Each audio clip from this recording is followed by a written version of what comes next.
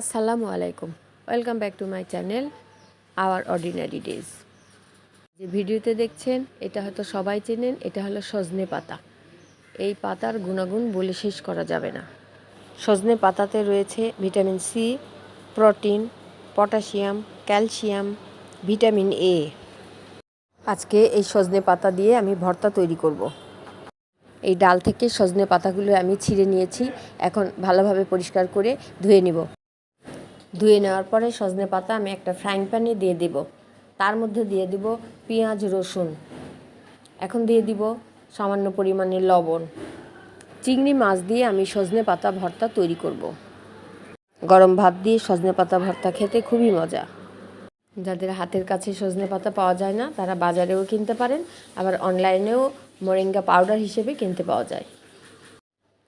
এখন একটা খুন্তি দিয়ে আমি ভালোভাবে নাড়া দিয়ে দিব। এই সজনে পাতা যেন সিদ্ধ হয় সেজন্য সামান্য পরিমাণে পানি দিয়ে তারপরে আমি এটাকে সিদ্ধ করে নিব। তারপরে আমি তেল দিয়ে ভেজে নেব। এর মধ্যে আমি কাঁচা মরিচ দিয়ে দিলাম।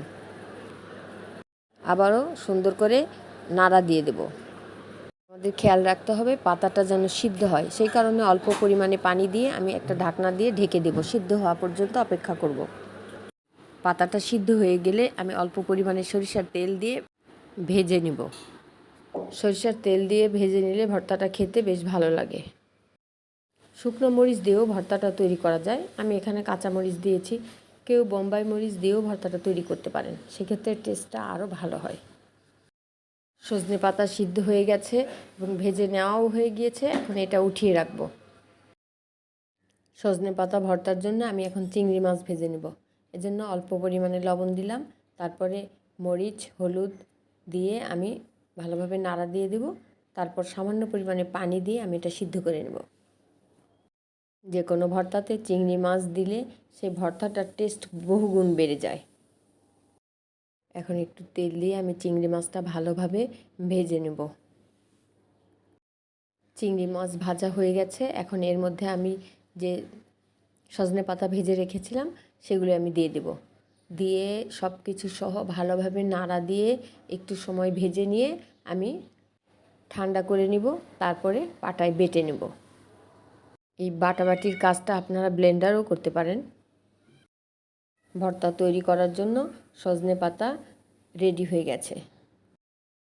এখন আমি এগুলি পাটায় নিয়ে নিলাম, এখন এটা মিহি করে বেটে নেব। ভিউয়ার্স, আপনাদের যদি এই সজনে পাতা ভর্তার রেসিপি ভালো লেগে থাকে তাহলে প্লিজ একটা লাইক দেবেন, সাবস্ক্রাইব করবেন আর পাশে থাকা বেল আইকন বাটন অন করে রাখবেন, যাতে করে নতুন ভিডিও দেওয়ার সাথে সাথে সবার আগে আপনাদের কাছে নোটিফিকেশন পৌঁছে যায়।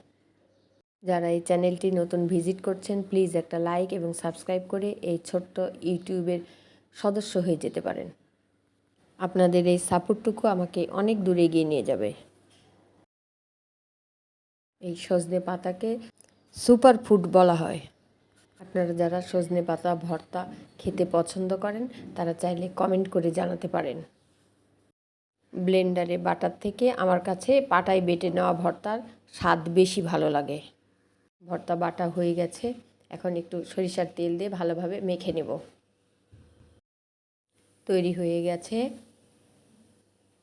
ভিটামিনে ভরপুর সজনে পাতা ভর্তা, চিংড়ি মাছ দিয়ে সজনে পাতা ভর্তা। আপনারাও এইভাবে সজনে পাতা ভর্তা তৈরি করে খেয়ে দেখবেন, ভালো লাগবে। গরম গরম ভাত দিয়ে এই ভর্তা খেতে বেশি মজা। এই ভর্তাটা এতটাই মজা যে আঙ্গুল চেটে পুটে আপনি ভাত খেয়ে ফেলবেন। সবাইকে অসংখ্য ধন্যবাদ এতক্ষণ ভিডিওটি দেখার জন্য। আবারও হাজির হব অন্য যে কোনো দিন নতুন একটা রেসিপি নিয়ে। সেই পর্যন্ত সবাই ভালো থাকবেন, সুস্থ থাকবেন। আসসালামু আলাইকুম, আল্লাহ হাফেজ।